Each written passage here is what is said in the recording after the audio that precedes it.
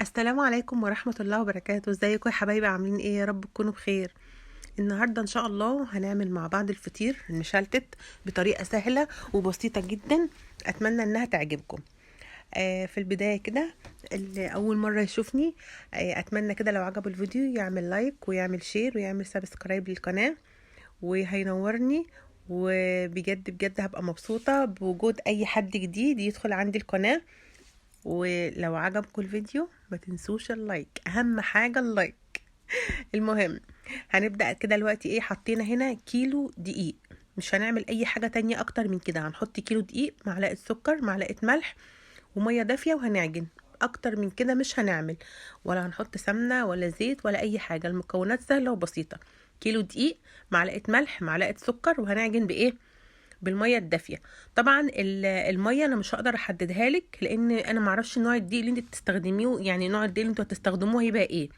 فانت طبعا وانت بتعجني كده هتعرفي ايه. تحكمي العجينه. مش احنا العجينه مش عايزينها قاسيه، مش ماسكه يعني، ولا عايزينها سايبه قوي. عايزينها تكون يعني بتلزق بسيط.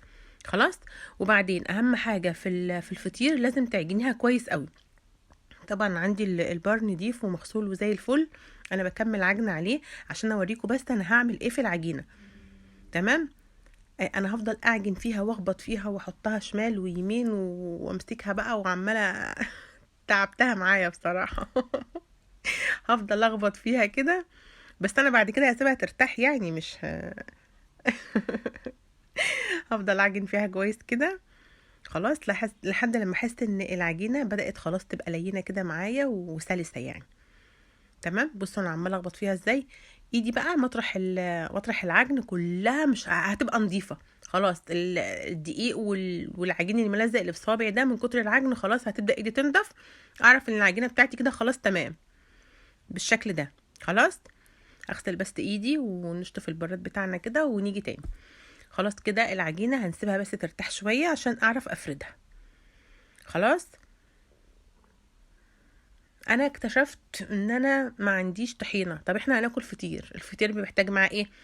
عسل وطحينه. فانا اكتشفت ان انا ما عنديش طحينه، بس عندي سمسم. تفتكروا هسكت يعني؟ السمسم ده متنقي وزي الفل، هو سمسم ابيض. انا هسيبه بس على النار شويه، يعني احمصه بس شويه كده مع حبه ملح صغيرين. الملح ده علشان يشيل الرطوبه اللي فيه، وكمان عشان يحفظ الطحينه. خلاص، يعني حبه ملح، سنه ملح بسيطه. هفضل اقلب فيه على الطاسه كده لحد ما اللي هو لونه ابيض اصلا هيبدا لونه ايه، يعني يغمق شويه. تمام. هو انا ممكن اعمله ابيض عادي، بس كده يعني هيتحفظ اكتر، يعني الطحينه هتقعد معاكي مده اكتر. خلاص، هفضل ايه اقلب فيه كده لحد ما يتحمص شويه، وبعد كده هسيبه يبرد. وبعدين هجيب حوالي ايه، يعني كوبايه زيت هحطها في الخلاط. خلاص. وبعد كده هقوم جايبه بقى السمسم حطاه في المطحنه. اطحن في المطحنه بتاعه الخلاط، واللي هطحنه هحطه في الشفشق مع الزيت لحد ما اخلص الكميه بتاعه السمسم كلها. بص انا عايزاها زي العجينه، عايزاها شكل العجينه كده بالظبط. مش مش مطحون تحس ان هو جرش شويه او ناشف، لا انا عايزاه زي العجينه عشان تبقى الطحينه ناجحه معاكي. خلاص. هخلص انا كميه السمسم دي كلها، وبعدين هحطها فين؟ في الشفشق بتاع الخلاط مع الزيت. وبعد كده هبدأ اضربهم كلهم مع بعض في الخلاط. هنضيف مكون حلو قوي، هو يعني ماهوش ضار يعني. وهم اكيد الناس اللي بيعملوا الطحينه بره، اكيد انا واثقه مليون المية ان هم بيحطوا فول سوداني. هو ممكن تحط فول سوداني عادي، وبيحطوا دقيق وكلام من ده. بصوا انا بوريكم شكلها. هي تحس انها خفيفه شويه، فانا هزود لها ايه، يعني ممكن كوبايه دقيق. هزود لها مثلا، انا زودت لها دلوقتي ربع كوبايه، واحس انها تقيله برضو خفيفه شويه هبدا ازود لها تاني لحد ما القوام بتاعها يظبط زي ما انا عايزه. خلاص. هو طبعا الدقيق مش غلط ولا حاجة ان احنا نحطه مع الطحينة، بالعكس هو مكون حلو، وكمان هتزيد معاكي. يعني ده كان تمن سمسم، تمن كيلو سمسم، حاجة بسيطة. شفت عمل لي قد ايه؟ البرطمان ده كيلو. يعني عشان تجيبي كيلو طحينة من بره دلوقتي ب100 جنيه، انتي ما تكلفتيش نفسك ال100 جنيه، وحاجة نظيفة في البيت وضمناها وهتقعد معاكي، ولها مليون استخدام. الطحينة مفيدة جدا. هتحطيها مع المش، مع العسل، مع الطحينة. بصوا اقول لكم شكلها عامل ازاي. جميل جدا، والطريقة بتاعتها سهلة. خلاص. كل ده انا كنت سايبه بس العجينه ترتاح. شفتوا؟ بص تحس انها زادت ازاي رغم ان ما فيهاش خميره.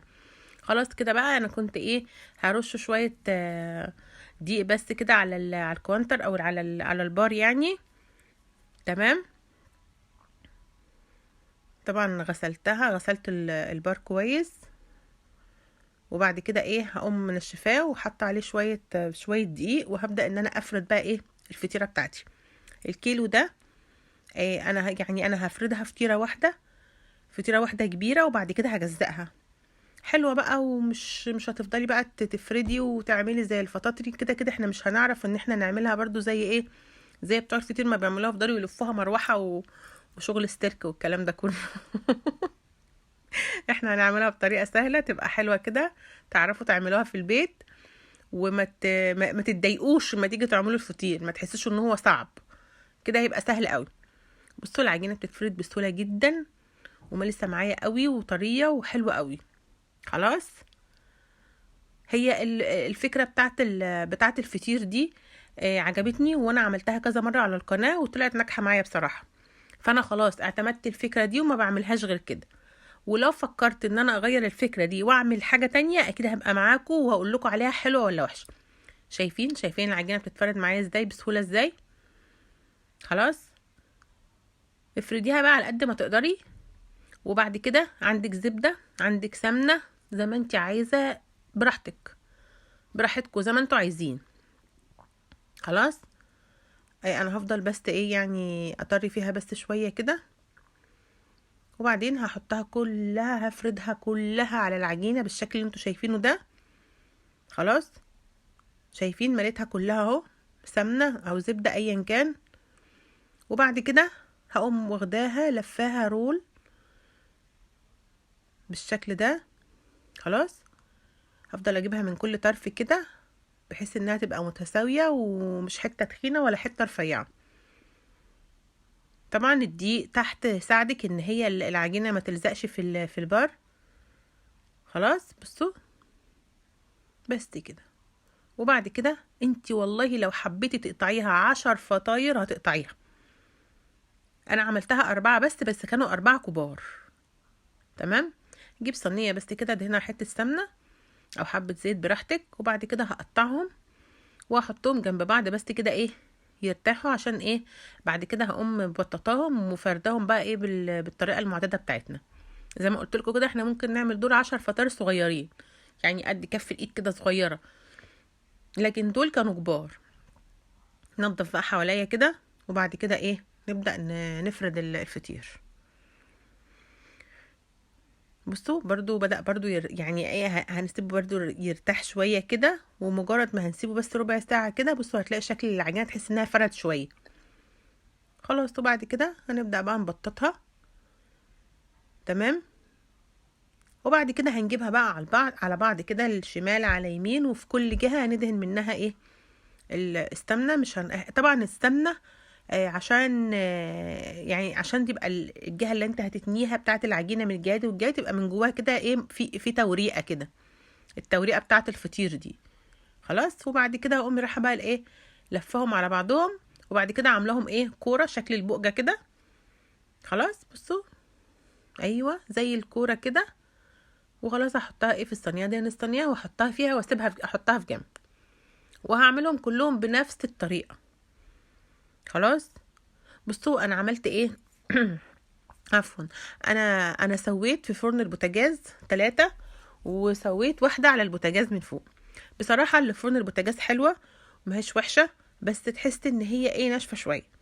اللي على البوتاجاز من فوق تحفة، بجد تحفة طرية، لان انا مغطية عليها من فوق، فتحس ان الفطيرة طرية شوية. هي اللي في فرن البوتاجاز برضو يعني مش ناشفة حجر يعني، لا برضو فيها توريقة وطرية وكل حاجة.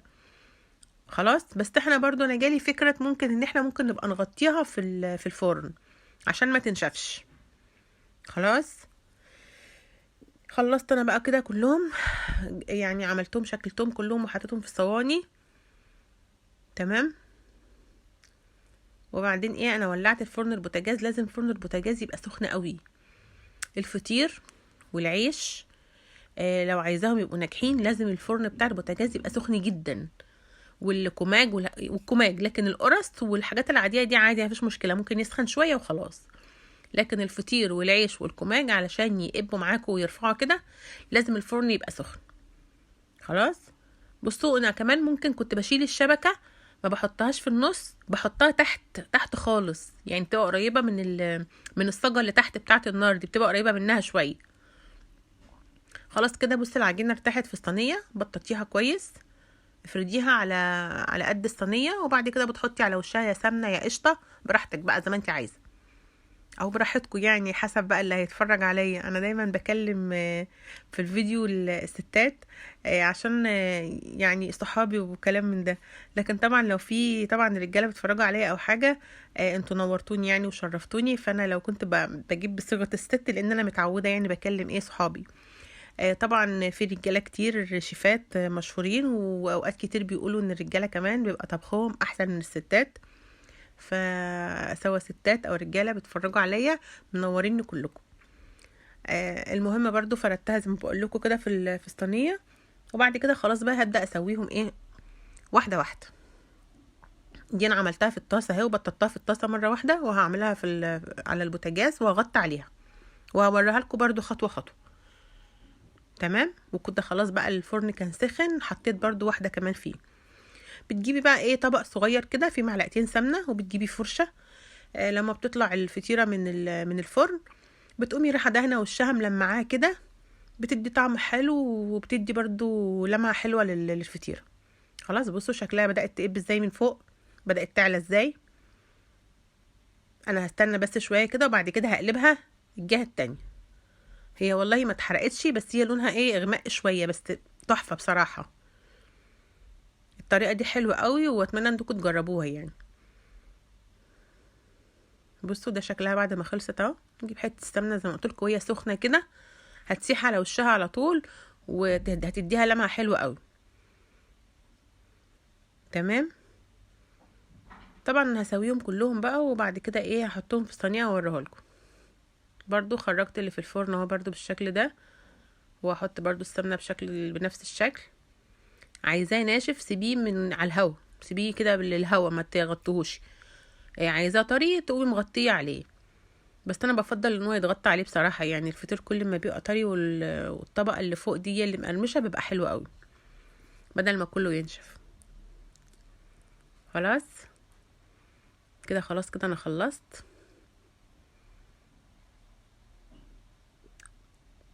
اتمنى اللي وصل معايا لحد هنا والفيديو عجبه يعمل لايك وشير وسبسكرايب للقناه، ولو حد عجبه الفيديو يكتب لي كومنت حلو.